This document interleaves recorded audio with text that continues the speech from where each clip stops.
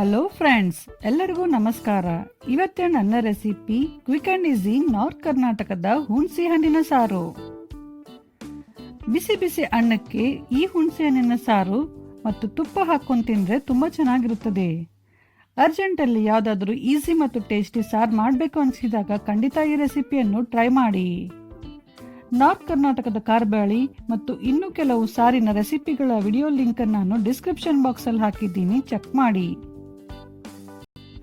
ಬೇಕಾಗುವ ಸಾಮಗ್ರಿಗಳು: ನೀರಿನಲ್ಲಿ ನೆನೆಸಿಟ್ಟ ಹುಣಸೆ ಹಣ್ಣು, ಜಜ್ಜಿದ ಬೆಳ್ಳುಳ್ಳಿ, ಒಂದು ಬೆಳ್ಳುಳ್ಳಿ ತಗೊಂಡ್ಬಿಟ್ಟು ಸಿಪ್ಪೆ ತೆಗೆದು ಜಜ್ಜಿಟ್ಕೊಂಡಿದ್ದೀನಿ, ಬೆಲ್ಲನ ಪುಡಿ ಮಾಡಿಟ್ಕೊಂಡಿದ್ದೀನಿ, ಉಪ್ಪು, ಮಸಾಲೆ ಖಾರ, ಒಣಕೊಬ್ಬರಿ ಪುಡಿ, ಒಣಕೊಬ್ಬರಿನ ತುರಿದು ಮಿಕ್ಸಿಯಲ್ಲಿ ಪೌಡರ್ ಮಾಡಿಟ್ಕೊಂಡಿದ್ದೀನಿ, ಅಚ್ಕಾರದ ಪುಡಿ, ಅರಿಶಿನ, ಕೊತ್ತಂಬರಿ ಸೊಪ್ಪು, ಎಣ್ಣೆ, ಜೀರಿಗೆ, ಸಾಸಿವೆ, ಇಂಗು, ಒಣಮೆಣಸಿನಕಾಯಿ, ಕರಿಬೇವು ಮತ್ತು ಧನಿಯಾ ಪುಡಿ. ಈ ರೆಸಿಪಿಗೆ ಬೇಕಾಗುವ ಸಾಮಗ್ರಿಗಳು ಮತ್ತು ಅದರ ಮೆಜರ್ಮೆಂಟ್ ಅನ್ನು ಡಿಸ್ಕ್ರಿಪ್ಷನ್ ಬಾಕ್ಸ್ ಅಲ್ಲಿ ಹಾಕಿದ್ದೇನೆ. ಫಸ್ಟ್ ನೀವು ಯಾವ ಪಾತ್ರೆಯಲ್ಲಿ ಸಾರು ಮಾಡ್ತೀರಾ ಆ ಪಾತ್ರೆಯನ್ನು ಕಾಯಲಿಡಿ. ಅದು ಚೆನ್ನಾಗಿ ಕಾಯ್ದ ಮೇಲೆ ಅದರಲ್ಲಿ ಎಣ್ಣೆ ಹಾಕಿ.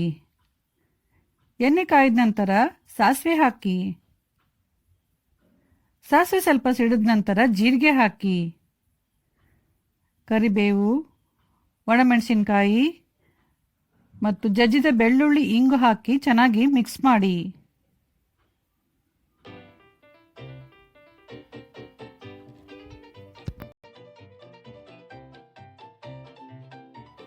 ಗ್ಯಾಸ್ ಸಿಮ್ಮಲ್ಲಿ ಇಟ್ಬಿಟ್ಟು 1 ನಿಮಿಷ ಹುರಿಯಿರಿ. ಚೆನ್ನಾಗಿ ಹುರಿದ ನಂತರ ಹುಣಸೆ ರಸ ಹಾಕಿ.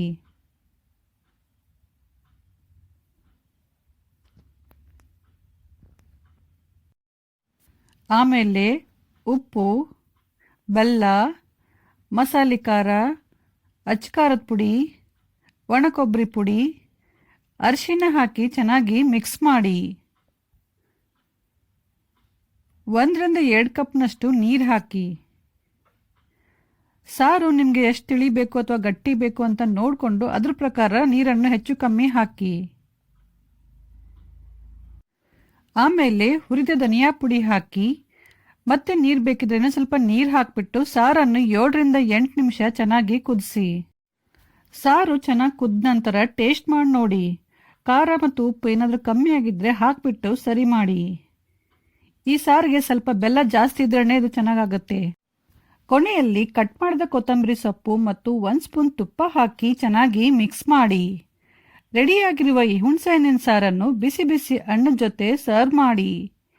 ಈ ರೆಸಿಪಿ ಇಷ್ಟ ಆದರೆ ಲೈಕ್ ಮತ್ತು ಶೇರ್ ಮಾಡಿ ಹಾಗೂ ನಮ್ಮ ಚಾನಲ್ ಪಾಕ ಶೃಂಗಾರವನ್ನು ಸಬ್ಸ್ಕ್ರೈಬ್ ಮಾಡೋದು ಮಾತ್ರ ಮರಿಬೇಡಿ. Thank you.